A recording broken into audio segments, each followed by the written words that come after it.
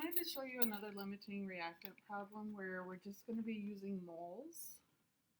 In this question, you can see that we are given the number of moles of each of the reactants. So I have 6 moles of hydrogen fluoride, 4.5 moles of silicon dioxide, and I want to know which one's the limiting reactant. So the first thing I would do is convert each of those beginning amounts to one of the two products. I'm going just to by chance choose the silicon tetrafluoride. So I'm going to take the moles of my reactants, convert them to moles of silicon tetrafluoride, and then I can determine the limiting reactant. So basically I'm going to take these beginning amounts and do 2 calculations.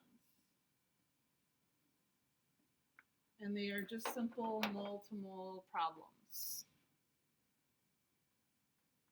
So based on my hydrogen fluoride, I'm going to make 1.5 moles of silicon tetrafluoride. And based on the silicon dioxide, I'm going to be able to make 4.5 moles of silicon tetrafluoride.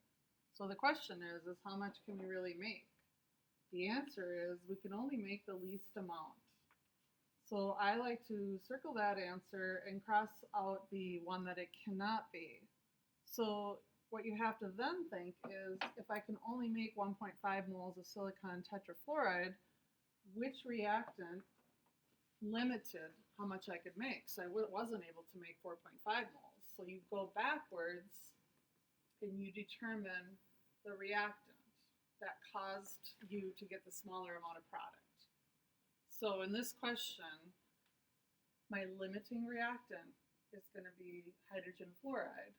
The excess reactant, the one I'm going to have excess of, is going to be the silicon dioxide.